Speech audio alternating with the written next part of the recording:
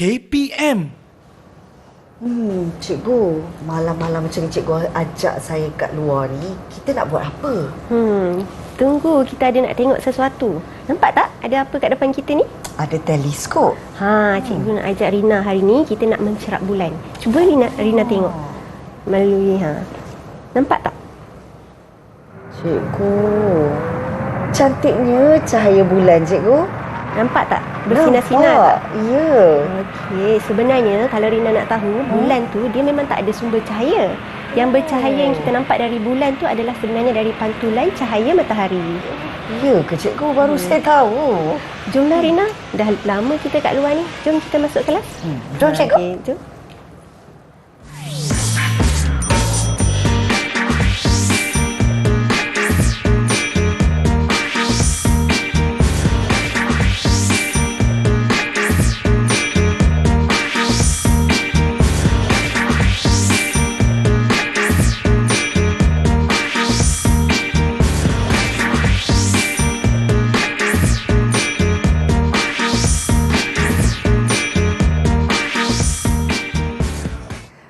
Assalamualaikum dan salam sejahtera. Bersama kami di Didik TV KPM dan pastinya anda bersama saya Hazrina Kasim.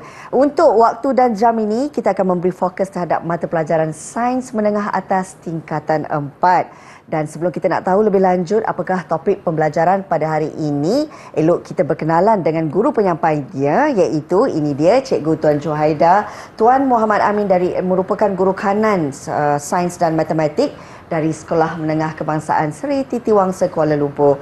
Assalamualaikum, apa khabar cikgu? Waalaikumsalam, baik. Rina apa khabar? Sihat, Alhamdulillah. Dan kita juga turut bersama dengan guru jurubahasa isyarat kita, iaitu Cikgu Muhammad Buhari Cik Hassan dari Sekolah Kebangsaan Pendidikan Khas Selangor, Shah Alam Selangor. Baiklah, murid-murid dah bersedia untuk pembelajaran hari ini. Tentu satu pembelajaran yang paling menyeronokkan untuk anda. Cikgu, nak tanya juga, apa kaitan gimmick tadi dengan tajuk pembelajaran kita? Okey, baiklah. Okey, gimmick tadi tu berkait dengan bulan kan? Betul. Okey, kita mencerap bulan. Rina tahu tak bila waktu yang paling sesuai untuk kita mencerap bulan? Bila cikgu? Biasanya mencerap bulan ni kita akan lakukan pada hari ke-29. Kita nak tentukan hari pertama untuk bulan baru. Baik. Apa lagi yang Rina tahu? Contohnya tujuan kita mencerap bulan. Kita nak tengok anak bulan cikgu? Ya betul, kita nak tengok anak bulan. Kita nak tentukan contohnya macam bila tarikh 1 Ramadan, 1 Syawal kan? Ya. Jadi bulan ni sebenarnya dia adalah satelit semula jadi bumi. Jadi hari ni kita nak belajar tentang satelit. Okey, menariknya topik kita hari ini kita nak menyentuh tentang satelit. Jadi boleh kita teruskan pembelajaran cikgu? Boleh. Jom Silakan. kita belajar. Okey. Ini adalah tajuk kita pada hari ini, iaitu bab 9 Teknologi Angkasa Lepas Sains Tingkatan 5, dan kita akan fokus kepada satelit. Okey. Ini adalah sistem suria kita, okey, yang terdiri daripada matahari. Kita nampak matahari itu adalah sebagai sumber tenaga cahaya lah kepada semua alam semesta.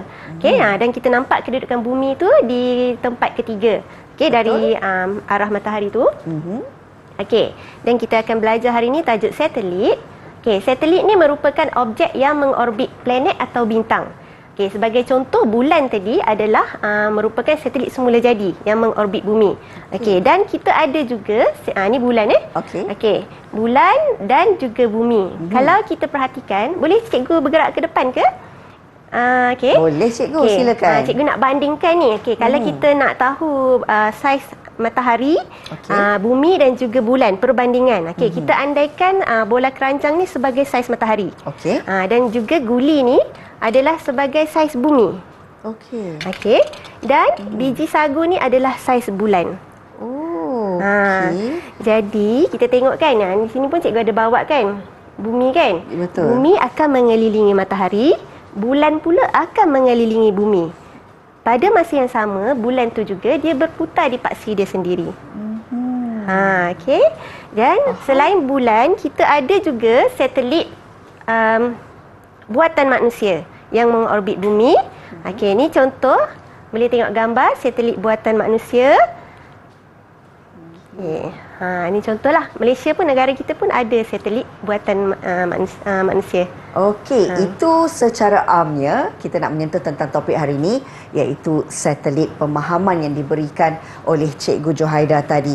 Kita nak berehat sekejap, boleh Cikgu? Boleh, nanti kita sambung lagi. Boleh, dan murid-murid jangan ke mana-mana, pembelajaran seterusnya selepas ini.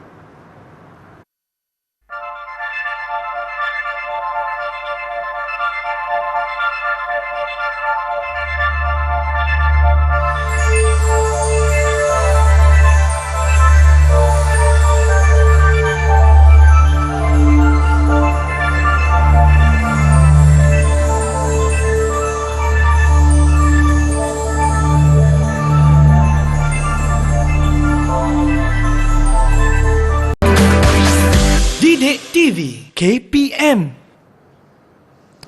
Cikgu, objek yang saya pegang ni sebenarnya apa? Okey, itu adalah satelit, model satelit. Okey. Rina tahu tak apa tu satelit? Tahu Cikgu, tapi sikit-sikit je lah. Boleh Cikgu terangkan? Okey, boleh. Okey, satelit ni, cikgu boleh tengok slide Okey, ada banyak fungsi. Okey, antaranya ada 6 yang cikgu senaraikan di situ. Okey, iaitu sebagai stesen angkasa, teleskop angkasa, satelit penderian jauh, satelit sistem penentu sejagat, satelit kaji cuaca dan juga satelit telekomunikasi. Ini antara fungsi-fungsi satelit lah. Okey. Baik, seterusnya Cikgu. Okey. Seterusnya kita tengok juga satelit ni dia mengorbit bumi ataupun mengelilingi bumi. Dia ada 5 jenis orbit satelit. Orbit satelit yang pertama ialah orbit rendah bumi atau dikenali sebagai LEO. Okey, ketinggian orbit ni biasanya antara 180 hingga 2000 km.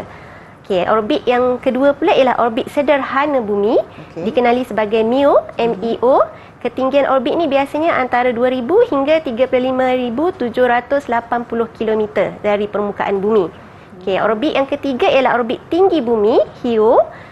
Ketinggian orbit adalah sama atau lebih daripada 35780 km dari bumi.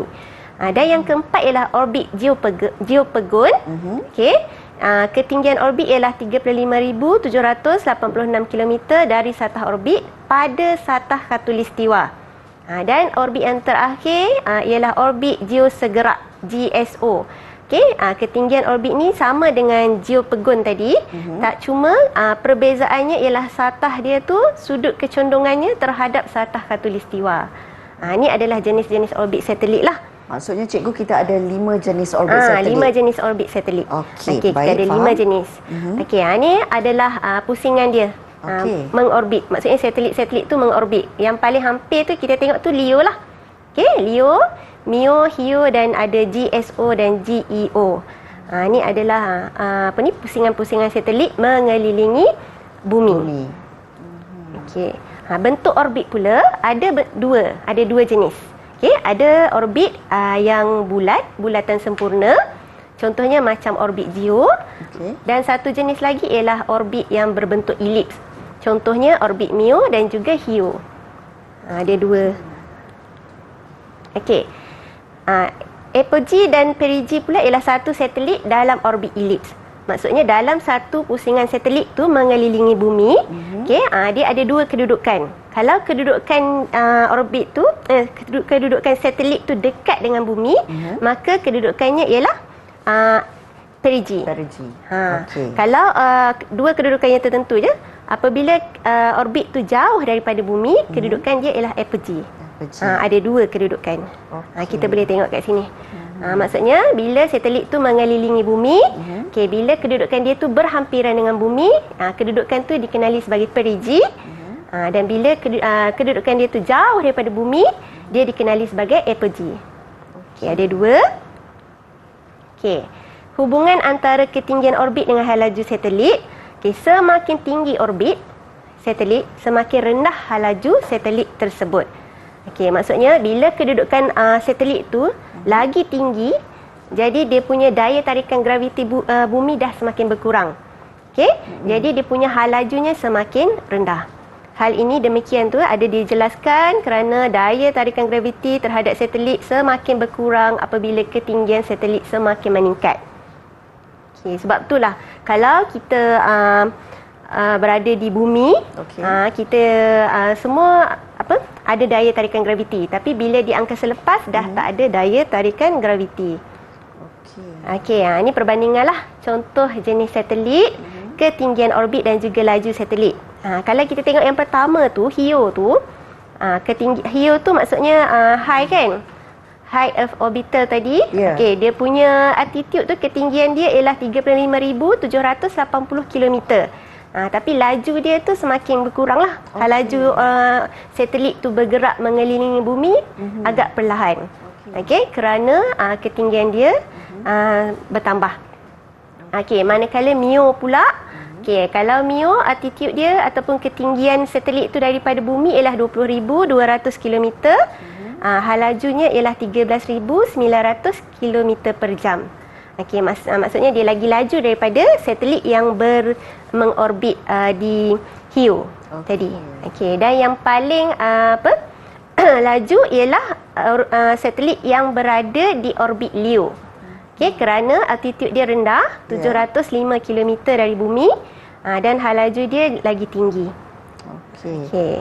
Rina, ada apa-apa soalan ke nak tanya? Saya tadi sewaktu pembelajaran kita, cikgu ada menyentuh tentang kegunaan satelit itu sendiri. Okey. Tapi saya muskil dengan kegunaan dia sebagai penderiaan jauh. Mungkin cikgu boleh terangkan dengan lebih lanjut untuk pemahaman saya dan juga murid-murid? Okey, bagus soalan tu, Rina.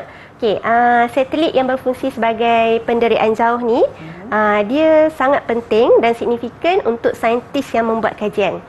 Sebabnya kita menghantar satelit ke angkasa lepas dan kita mengumpul data-data dari angkasa lepas dan dihantar ke pusat kawalan di bumi. Contohnya ketebalan atmosfera dan sebagainya lah. Cuaca. Itu adalah contoh-contoh kegunaan satelit penderiaan jauh lah. Baik cikgu, bagaimana pula kita nak tahu kedudukan stesen angkasa ni bila dia mengorbit bumi? Di mana terletaknya cikgu? Okey, stesen angkasa dia ada ke semua lapisan orbit. Tapi kalau stesen angkasa yang ISS tu dia berada di orbit LEO. Di luar permukaan bumi. Di altitude dia lebih kurang 705 km. Itu penerangannya. Jadi saya rasa bukan saja saya faham, murid-murid juga dapat ilmu berkenaan dengan apa yang cikgu terangkan sebentar tadi. Cikgu, kalau boleh cikgu ulas sedikitlah tentang satelit ini kan untuk pemahaman murid-murid dan juga saya kan, dari segi fungsinya dengan lebih jelas cikgu. Boleh? Boleh. Okey, satelit ni memang kalau kita tengok tadi kan, mula-mula cikgu dah tunjuk dia ada pelbagai fungsi. Contohnya dari satelit tu kita dapat cuaca, meramal cuaca, dan kita dapat juga ekosistem dari sana, perubahan cuaca semua kita dapat data dari sana. Dan juga satelit tu juga dia menyebabkan kita sistem telekomunikasi kita bertambah baik dengan adanya satelit. Tadi cikgu juga ada menyentuh bahawa bulan ini dia akan mengelilingi bumi. Ya, betul. Tapi saya nak tahu berapa lama yang mengambil masa untuk bulan mengelilingi bumi. Ya. Okey, Rina rasa berapa lama tu? Berapa lama cikgu? Saya tak pasti. Tak pasti. Saya tak pastilah cikgu. Okey, baiklah. Bagus soalan tu. Okey. Bulan mengambil masa lebih kurang 29 hari setengah untuk mengelilingi bumi. Untuk mengelilingi bumi. Untuk satu kitaran lah. Dia ambil masa 29 seolah-olah dia macam ada perkaitan dengan kalender kita juga kan cikgu? Bertukar satu bulan kerana bertukar 29 hari ataupun ke 30 hari. Ya, sebab tu bila kita nak mencerap bulan, hari yang terbaik, waktu yang paling sesuai adalah pada hari malam ke-29 tu. Malam ke-29. Nak mencerap bulan untuk tahu tarikh hari pertama untuk bulan baru. Maksudnya dahulu sebelum adanya kalender. Sebelum adanya kalender lunar ni lah. Kalender Cina semua tu kan. Sebelum adanya kalender tu macam tu lah cara mencerap pengiraan dia. Baik cikgu. Dan bulan ni kalau nak tahu saiz dia dengan bumi tu lebih kurang 1/4 daripada saiz bumi. Kalau dibandingkan antara bulan dengan bumi, bulan tu 1/4 daripada saiz bumi. Okey, faham cikgu. Bulan tu sendiri pun dia berputar di tempat sendiri, di paksinya. Okey. Dari segi perbandingan saiz, matahari, bulan dan juga bumi ni bagaimana cikgu? Okey, perbandingan saiz tu biasanya dibandingkan kalau kita tengok tadi macam saiz bola keranjang kan. Matahari tu macam saiz bola keranjang. Okey, dia punya saiz dia. Manakala bumi pula lebih kurang kalau kita bandingkan saiz dia seperti sebiji guli. Dan juga bulan tu saiz dia adalah sebiji-biji saga tu. Okey. Jadi okey, kita dapat faham dengan lebih jelas. Terima kasih cikgu untuk penerangan tu. Dan kita cikgu lupalah tadi, cikgu nak tunjuk hasil kerja murid tu. Satelit ni sebenarnya kan yang dalam ada di depan kelas saya ni. Ya. Tu adalah hasil kerja murid. Biasanya kalau untuk topik ni memang banyak memerlukan murid membuat pencarian sendiri dan juga banyak hasil kerja murid lah sebab projek-projek. Macam yang pertama tu murid cikgu tu dia telah buat satelit. Okey, dan yang kedua tu dia telah gambarkan yang bila satelit mengelilingi bumi dalam orbit elips. Kedudukan perigi dan juga apogee. Ini untuk memudahkan mereka memahami untuk memudahkan mereka memahami sebab mereka dapat lihat sendiri objek maujud lah. Kan? Baik. Terima kasih cikgu. Kita nak berehat sekali lagi, boleh tak cikgu? Boleh. Murid-murid jangan ke mana-mana. Selepas ini kita akan teruskan pembelajaran dalam mata pelajaran sains semuanya di Didik TV KPM.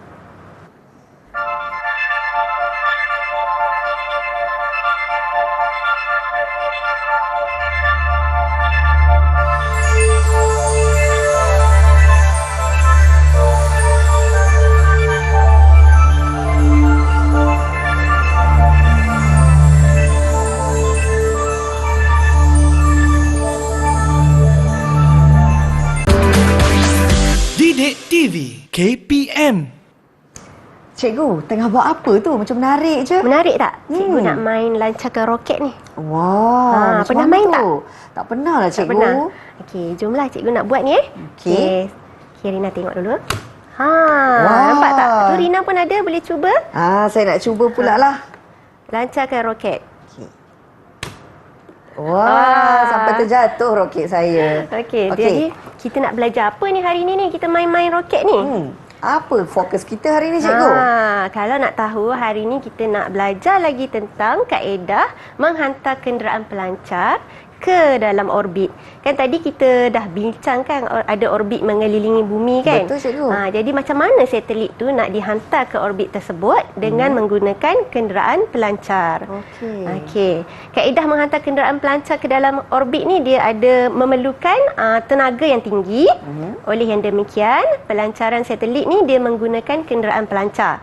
Kenderaan pelancar terdiri daripada satu atau lebih roket digunakan untuk menghantar satelit atau kapal angkasa ke angkasa lepas. Lintasan kenderaan pelancar adalah dalam bentuk melengkung dan bukannya menegak. Okey, maksudnya kenderaan pelancar ni lah yang akan membantu menghantar satelit masuk ke dalam orbit yang mengelilingi bumi. Ni ada dua kaedah. Okey, kalau tengok pada gambar rajah tersebut ada dua kaedah. Sama ada yang pertama pindah secara terus ke dalam orbit. Ini biasanya bila kita nak hantarkan satelit ke orbit yang berhampiran dengan bumi.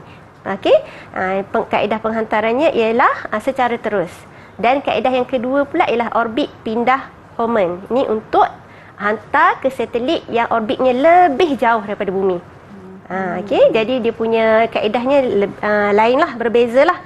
Okey, yang seterusnya terdapat dua jenis kenderaan pelancar. Yang pertama ialah expendable launch vehicle ataupun kenderaan pelancar yang digunakan sekali sahaja. Okey, dan yang kedua ialah kenderaan pelancar yang boleh diguna semula, reusable launch vehicle ataupun RLV. Okay, kita tengok apa beza antara dua kenderaan pelancar ni. Biasanya kalau dalam kelas cikgu akan bagi tugasan kepada murid-murid yang ni. Minta murid buat pencarian lah untuk membanding bezakan apa perbezaan antara dua jenis kenderaan pelancar tersebut. Okey, kalau kita tengok kat situ, kenderaan pelancar yang digunakan sekali sahaja, hanya digunakan sekali sahaja. Reka bentuknya ringkas, melibatkan kos yang tinggi untuk jangka masa yang panjang dan menghasilkan bahan buangan di angkasa lepas. Bahan buangan di angkasa lepas ni kita panggil space junk. Space junk. Dan yang kenderaan pelancar guna semula pula, dia boleh diguna semula. Reka bentuknya lebih kompleks, melibatkan kos yang rendah untuk jangka masa yang panjang. kurang menghasilkan bahan buangan di angkasa lepas dan kenderaan pelancar ni masih lagi dalam peringkat kajian. Okey, jadi buat masa sekarang kita masih menggunakan kenderaan pelancar sekali sahaja. Okey, kemudian kita tak boleh reusable lah, tak boleh diguna semula kan. Okey. Okey, sekarang kita nak tengok pula apa fungsi sistem stesen angkasa antarabangsa. Stesen angkasa antarabangsa ni dikenali juga sebagai ISS, merupakan satelit buatan manusia yang paling besar yang mengorbit bumi. Stesen angkasa antarabangsa ni merupakan hasil usaha daripada 5 agensi angkasa, iaitu NASA, Roscosmos, JAXA, ESA dan juga CSA. Ni adalah stesen angkasa yang paling besar lah setakat ni mengorbit bumi di orbit LEO. Okey, ni pula adalah angkasawan Malaysia yang pertama, Datuk Dr. Syekh Muzaffar Shukor. Beliau ialah rakyat Malaysia yang pertama sampai ke ISS ni, di orbit LEO bumi. Beliau merupakan seorang doktor bedah ortopedik Malaysia. Cikgu pun ada buku tentang beliau. Okey. Beliau telah terpilih untuk mengikuti program angkasawan bersama Rusia untuk misi ke angkasa selama 11 hari bermula 10 Oktober tahun 2007. Okey, beliau menaiki Soyuz TMA-11 yang dilancarkan oleh Stesen Angkasa Antarabangsa ISS. Bangga kan kita sebagai rakyat Malaysia sebab kita dah ada seorang angkasawan Malaysia kan? Sangat berbangga, sangat berbangga kan? Ya. Okey, fungsi Stesen Angkasa Antarabangsa ni ialah menjadi tempat tinggal bagi angkasawan, kru-kru di angkasa lepas untuk satu tempoh masa yang lama. Yang kedua, stesen angkasa antarabangsa ni digunakan sebagai makmal sains, pusat kajian yang unik untuk membolehkan angkasawan dan saintis menjalankan kajian. Data daripada kajian yang dijalankan tu akan dihantar ke bumi. Yang tu kita panggil remote sensing data. Data dari jarak jauh. Okey, merupakan stesen pemantau bagi keadaan di angkasa lepas. Okey, kita tengok pula keadaan sifar graviti. Yang ni jom kita main bola dulu, Rina. Okey. Okay, Rina boleh ambil bola keranjang tu dengan satu bola plastik. Bola keranjang dan bola plastik. Okey. Okey, cuba jatuhkan kedua-dua bola tu. Okey, cuba jatuhkan.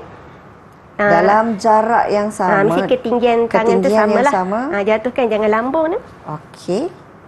Okey. Boleh saya boleh. lepaskan? Boleh lepaskan. 1, 2, 3. Okey, kalau kita tengok kan, bola keranjang tu dia lebih besar dan berat, bola plastik tu dia lebih kecil dan ringan. Tapi kedua-dua objek ni bila dilepaskan dia jatuh serentak menyentuh lantai pada masa yang sama di bumi. Sebab dalam keadaan tiada rintangan angin. Sebab kita di bumi memang ada tarikan graviti. Betul. Okey, jadi graviti memang akan menarik objek untuk jatuh ke bawah. Tapi di angkasa bukan macam tu. Di angkasa keadaannya adalah sifar graviti. Okey, jom kita tengok slide semula. Okey, keadaan sifar graviti ni menyebabkan kalau kita ke angkasa lepas kita akan menjadi terapung.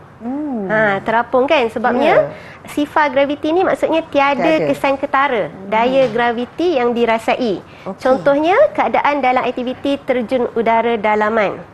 Okey, macam ada yang bersukan dalam keadaan tanpa graviti ni. Okey, peserta terjun udara akan terapung dalam udara dan merasai keadaan sifar graviti. Keadaan ini berlaku kerana daya tujahan yang dihasilkan tu oleh tiupan udara ke atas sangat kuat terhadap peserta, maka sama nilai dengan beratnya. Oleh itu tiada kesan tarikan graviti yang ketara dirasai. Sebab itulah objek tu boleh terapung. Okey. Dan kita nak tahu di mana stesen angkasa berada. Kita sekarang ni ada macam-macam cara. Salah satu caranya ialah kita boleh menjejak menggunakan aplikasi telefon pintar.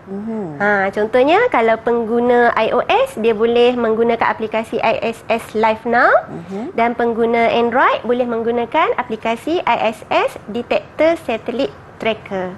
Okey, jom kita buat sama-sama aktiviti ni. Boleh cikgu, jom. Okey, kita boleh buka telefon pintar masing-masing. Rina dah muat turun dah aplikasi tu?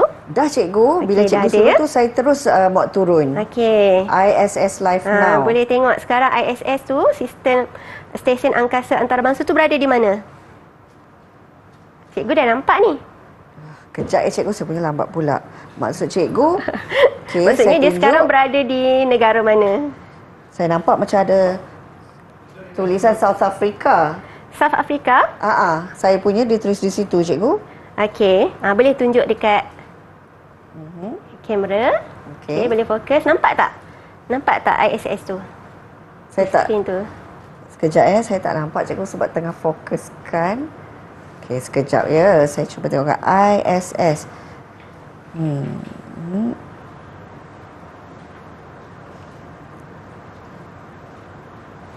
Okey. Saya punya semakin besar cikgu. Semakin besar. Okey, dia memang boleh kita nak tengok lebih jelas kan? Okey. Satelit ni, ISS ni dia mengorbit bumi sebanyak Di 16 Australia kali. ke cikgu? Di Australia, ya. Betul cikgu? Ya, Atau di New Zealand? Di New Zealand. Cikgu di nampak New dia di Zealand. New Zealand. Ya, betul cikgu. Okey, sekarang dia berada di New Zealand. Okey. Nampak Nampak cikgu. Okey. Stesen ISS ni dia mengorbit bumi sebanyak 16 kali sehari. 16 kali? Ya, 16 kali sehari. Okey. Dia mengelilingi bumi. Dan kita dapat lihatlah di mana dia berada menggunakan aplikasi ni. Canggih kan sekarang canggih kan? sangat. Macam sekarang ni kita boleh buat. Betul lah cikgu. Menariknya kita dapat tahu di mana kedudukan dia waktu Di mana dan ketika kedudukan itu. dan kita dapat tahu kan negara tu waktu tu malam atau siang kan. Sebab kita dapat tengok garis masa juga. Betul. Okey, matahari terbit, matahari terbenam pun kita boleh nampak. Okey, melalui aplikasi tersebut. Okey. Cikgu, saya ada soalan. Saya nak tahu, tadi cikgu ada menyebut tentang space junk ni. Boleh tak saya nak tahu dari segi keburukan space junk? Boleh. Okey, space junk ni adalah sisa buangan di angkasa lepas. Dan selagi space junk tu ada di angkasa lepas, dia akan menghentam satelit-satelit lain. Sebab satelit lain yang mengelilingi ataupun mengorbit bumi tu sentiasa bergerak dan mereka akan dilanggar oleh space junk tersebut, sisa-sisa buangan tersebut. Bila berlaku pelanggaran antara space junk dengan satelit menyebabkan kerosakan pada satelit tersebut. Jadi kerosakan pada satelit tu, kos untuk membaiki tu memang besarlah. Kos untuk membaiki tu. Okey, dan satu lagi cikgu, saya nak tahu tadi cikgu ada menyentuh tentang kaedah menghantar kenderaan pelancar tu kan. Jadi berapa lama masa diambil untuk sampai ke destinasinya? Okey. Kenderaan pelancar tu masa yang diambil untuk kenderaan pelancar tu menghantar satelit tu ke lokasi bergantung kepada jarak orbit. Contohnya macam kalau jarak orbit tu lebih kurang 20,000 km ataupun jarak orbit tu lebih jauh 20,000 km. Jadi masa yang diambil tu lebih panjang dan menggunakan bahan api lebih banyaklah untuk roket tersebut. Okey, secara purata cikgu anggarannya? Secara purata tu cikgu pun tak dapat nak tentukan yang tu sebab bergantung kepada apa satelit tu jenis besar, kecil, saiz satelit lah. Baik, stesen angkasa ni kita nak tahu juga cikgu berapa kali dia mengorbit bumi. Okey, stesen angkasa ni dalam sehari dia boleh mengorbit bumi antara 15 hingga 16 kali. Macam malam tadi cikgu dah semak dalam aplikasi tersebut, dia telah melintasi negara kita. Jadi kita nampak Malaysia masa tu real time sebab kita guna aplikasi ni, kita nampak masa sebenar lokasi stesen angkasa tu. Okey, cikgu di mana dari segi stesen angkasa ni dia nak mengorbit bumi? Di mana, macam mana tu? Di mana stesen angkasa ni mengorbit bumi? Okey, setiap satelit dia akan dihantar masuk dan mengorbit bumi dalam pusingan yang tetap. Dia akan bergerak dalam satelit yang sama. Contohnya kalau dia dihantar ke orbit LEO yang rendah, dia akan mengorbit bumi secara bulatan dan tanpa hentilah. Dia akan bergerak dengan hal laju tertentu. Kalau dia dihantar ke satelit yang mengorbit secara elips, dia akan bergerak dalam bentuk elips lah. Baik. Dan saya percaya murid-murid juga faham dengan apa penerangan yang diberikan oleh cikgu berkenaan dengan fungsi stesen angkasa antarabangsa, kemudian dari segi kaedah menghantar kenderaan pelancar ke dalam orbit Dan ini sebenarnya membantu pembelajaran kita untuk kita memahami, sebab saya percaya ini adalah satu pembelajaran yang sangat penting, memandangkan negara Malaysia juga ada angkasawannya. Ya, Jadi betul. penting untuk kita mengetahui berkenaan dengan kaedah menghantar kenderaan pelancar ini. Cikgu, betul. kita nak berehat sekali lagi boleh? Boleh. Boleh, jangan ke mana-mana, kita akan terus bersama dalam Didik TV KPM.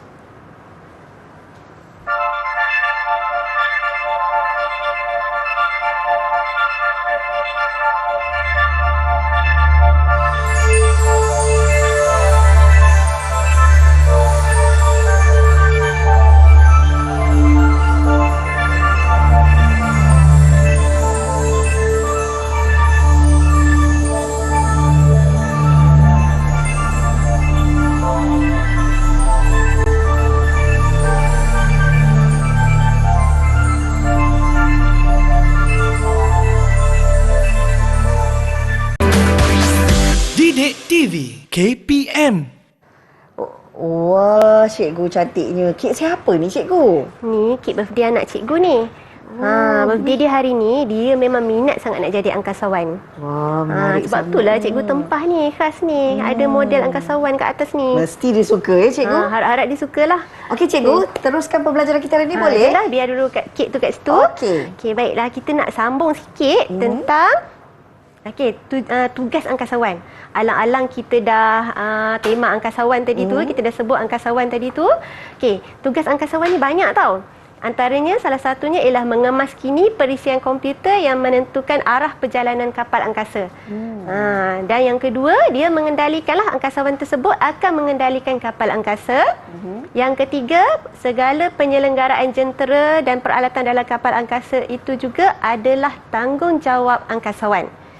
Dan yang keempat, tugas yang terpenting lah, yang paling signifikan ialah menjalankan penyelidikan saintifik dalam bidang astronomi, biologi, perubatan dan meteorologi dan memaklumkan penemuan-penemuan daripada penyelidikan tersebut dan hantar data kepada pusat kawalan di bumi. Itulah tugas angkasawan. Okey. Ramai kan? Cikgu, banyak tugas dan tanggungjawabnya. Banyak. Assalamualaikum cikgu. Assalamualaikum Kak Rina. Waalaikumsalam. Tadi saya dengar ada sebut tentang angkasawan. Itu yang saya datang sini cikgu. Ada majlis tu nampaknya. Ya, ada majlis. Inilah contoh ni. Kita boleh tengok ni contoh model baju angkasawan. Wah, menariknya baju angkasawan ni, cikgu. Ni kalau anak saya tengok ni mesti sukalah ni. Dia memang minat sungguh ni, cita-cita nak jadi angkasawan. Kalau kita tengok model baju angkasawan ni, baju angkasawan ni dia perlu ada banyak kriteria yang penting lah. Dia bukan macam baju yang kita pakai seharian di bumi ni kan. Dia mestilah mengandungi oksigen, dan boleh mengawal atur suhu badan pemakai, dan dia juga boleh mengawal sisa buangan. Dia ada tempat untuk menguruskan sisa buangan. Kan, sebabnya angkasawan bila dia berada di angkasa tu, dia kan tidak boleh keluar daripada suit tersebut, kerana dalam suit tersebut pun dah ada bekalan oksigen. Okey, faham, cikgu. Jadi itulah suit angkasawan lah. Sekejap. Tadi cikgu dah sentuh tentang majlis hari jadi anak cikgu. Ya. Tapi rasanya bukan sekarang ke cikgu? Bukan sekarang. Alamak, saya tersampai awal lah ni Kak Rina. Iya, awak teruja sangat ni. Ni mesti tak hujan nak makan kek ni. Itulah, kalau macam tu saya pulang dululah, nanti saya datang lagi. Boleh? Baiklah. Okey, bye cikgu. Bye Kak Rina. Jumpa lagi, Mira. Jumpa lagi angkasawan kedua. Itulah cikgu, nak makan kek angkasawan sampai awal Mira pula. Okey cikgu, kita dah faham tadi berkenaan dengan tugas angkasawan. Kita dah nampak sendiri contoh model kan, baju angkasawan. Baju angkasawan. Okey, jadi kriteria untuk jadi seorang angkasawan ni pun agak ketat lah kriteria dia. Dia mestilah seorang yang sihat tubuh badan, dan juga tajam lah pemikiran dia, tajam minda kan. Sebab mental dan juga minda lah. Sebab untuk jadi seorang angkasawan, dia perlu menjalani latihan yang amat ketat dan juga berat lah. Okey, sekarang kita nak tengok pula kesan perkembangan pesat dalam teknologi angkasa lepas. Sekarang ni kita ada agensi Angkasa Malaysia yang dikenali sebagai MAISA. Okey. So Maisa ni mengkaji tentang angkasa lepas lah. Okey. So jadi teknologi yang pesat di angkasa lepas ni dia ada dua kesan. Yang pertama ialah bahan buangan di angkasa lepas, space junk tu semakin bertambah. Dan yang kedua ialah peningkatan aktiviti penyelidikan dan pembangunan. Maksudnya dia ada satu kesan baik, satu kesan buruk. Jadi kita tengok kesan buruk dia tu. Okey, contoh-contoh sisa bahan buangan di angkasa lepas ialah satelit yang tidak berfungsi. Macam sekarang, kalau ikut laporan tahun ini, Januari 2022, kita dah ada 7 satelit Malaysia yang tidak berfungsi. Tinggal 2 sahaja yang masih berfungsi. Jadi 7 satelit tu walaupun tidak berfungsi, dia masih berada di angkasa lepas. Dan dia telah menjadi space junk lah. Dia kalau kita tidak boleh buang dia, dia akan mengganggu satelit-satelit lain. Okey, antaranya lagi bahan buangan lain juga ialah bahagian ELV yang telah digunakan, serpihan satelit yang dihasilkan daripada pelanggaran antara satelit. Satelit-satelit tu dia berlanggar di antara satelit ataupun dia berlanggar dengan space junk menyebabkan ada berlaku serpihan. Serpihan tersebut juga adalah sisa buangan. Dan roket yang habis dibakar. Ini adalah contoh-contoh bahan buangan di angkasa lepas.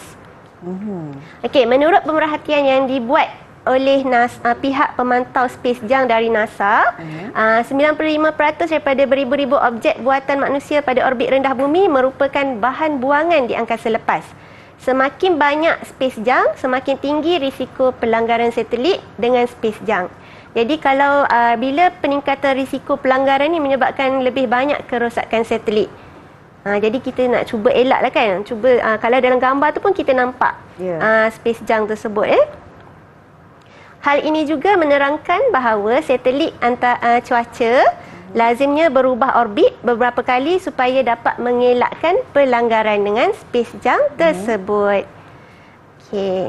Ini pula kesan baik. Okey, peningkatan aktiviti penyelidikan dan pembangunan, kemajuan dan perkembangan dalam teknologi angkasa lepas ni, dia telah meningkatkan aktiviti penyelidikan dan pembangunan dalam pelbagai bidang, bukan bidang angkasa sahaja. Maksudnya dalam kesihatan manusia, respon terhadap perubahan dan bencana cuaca, teknologi inovatif baharu, pendidikan global dan juga perkembangan ekonomi angkasa lepas. Okey, kita dah nak masuk uji diri ni. Rina dah bersedia ke? Wah, saya dah faham tak cuba, dengan apa yang cikgu cikgu ajar dari tadi? Saya faham, tapi saya harap soalannya tak susah lah cikgu. Okey, soalannya senang-senang je. Kita cuba dulu, boleh? Boleh cikgu. Okey, kita tengok soalan yang pertama. Okey, nyatakan 5 jenis orbit satelit. 5 jenis? 5 jenis. Okey, kalau 5 jenis saya ingat cikgu. Ini ingat paling tak? Saya ingat. Orbit rendah. Cikgu dah bersedia ni. Kalau betul, cikgu bagi hijau. Okey. Salah, cikgu bagi merah ya. Okey, cikgu bersemangat. Orbit rendah bumi. Ya. Orbit sederhana bumi, orbit tinggi bumi, orbit geopegon, orbit geosegerak. Ni memang cemerlang ni. Okey, cikgu bagi hijau. Okey. Ni memang memberi tumpuan betul-betul ni masa Betul, cikgu ajar ni. Ni jawapan dia. Okey, betul semua. Okey, soalan kedua. Ya. Lukiskan. Jeng jeng jeng. Lukiskan? Ya, lukiskan satu rajah untuk menunjukkan apogee dan perigi satu satelit dalam orbit elips. Boleh guna papan putih. Okey, yang saya cuba disediakan. cikgu walaupun saya tak pandai lukis. Bau kek ni menggoda iman lah. Betul lah cikgu. Saya dah tak sabar ni sekejap. Saya nak lukis jawab dahulu. soalan betul-betul cepat-cepat. Nanti boleh makan kek Baik cikgu. Okey, saya cuba ya cikgu. Kita buat bumi dulu. Kemudian kita lukis lancar perigi. tu nampaknya. Cuba cikgu.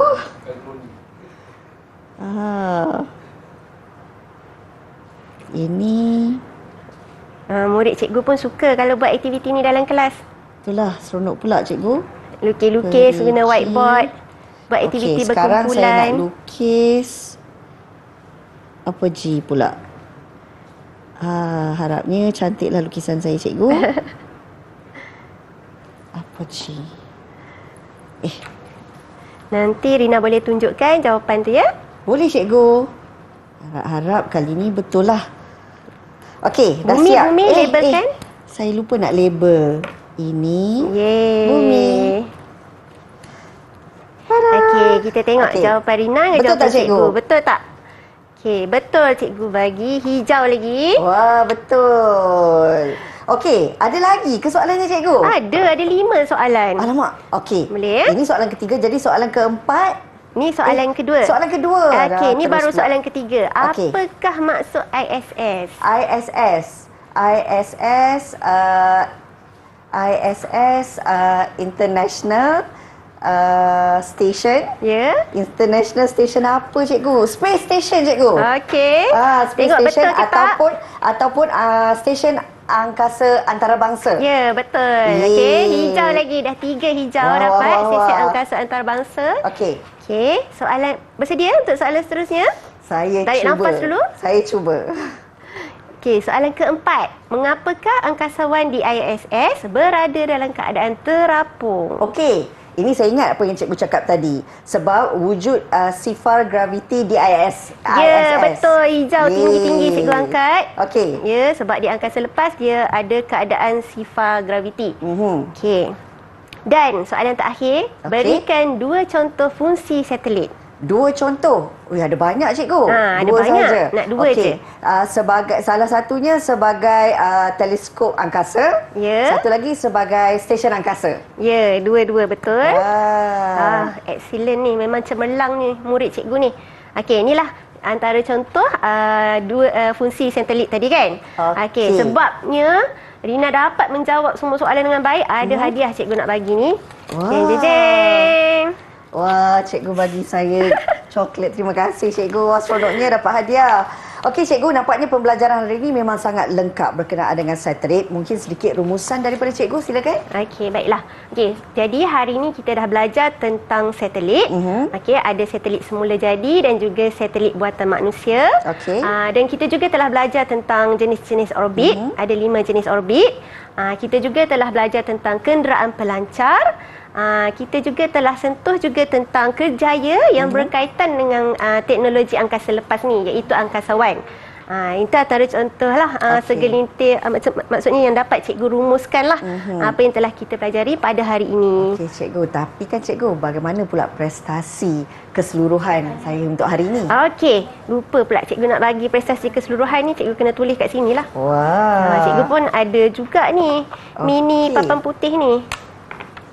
Siapa nak tahu? Okey, cikgu bagi 10 bintang. Boleh tak? 10 bintang. Wah, seronoknya. Sebabnya Rina telah berjaya menjawab soalan-soalan Terima kasih, tadi cikgu. dan juga telah buat beberapa aktiviti sama-sama kan. Contohnya kita menjejak stesen ISS tadi, Ya. kita buat aktiviti graviti tadi. Betul. Itu adalah beberapa aktiviti yang biasa dibuat dalam kelas. Okey. Baik cikgu, untuk pemahaman murid-murid yang lebih jelas, kalau nak buat latihan pengukuhan, bagaimana cikgu? Okey, untuk pengukuhan murid-murid boleh rujuk di Pelantar di 5 kpm. Baiklah, dan pastinya pembelajaran hari ini memang sangat menyeronokkan. Bukan saja kita dapat buat aktiviti berkenaan dengan topik satelit ini, tapi pemahaman untuk pembelajaran hari ini betul-betul memberi manfaat untuk kita. Terima kasih kita nak ucapkan kepada Cikgu Tuan Johaida, Tuan Muhammad Amin yang merupakan Guru Kanan Sains dan Matematik Sekolah Menengah Kebangsaan Seri Titiwangsa Kuala Lumpur. Juga bersama kita Cikgu Jurubahasa Isyarat kita ada Cikgu Muhammad Buhari Cik Hassan dari Sekolah Kebangsaan Pendidikan Khas Selangor, Shah Alam Selangor. Terima kasih Cikgu. Dan mudah-mudahan murid-murid juga mendapat manfaat untuk pembelajaran hari ini. Jumpa lagi. Assalamualaikum. Bye. Wah, majlis dah nak bermula ke cikgu? Majlis dah nak bermula ni.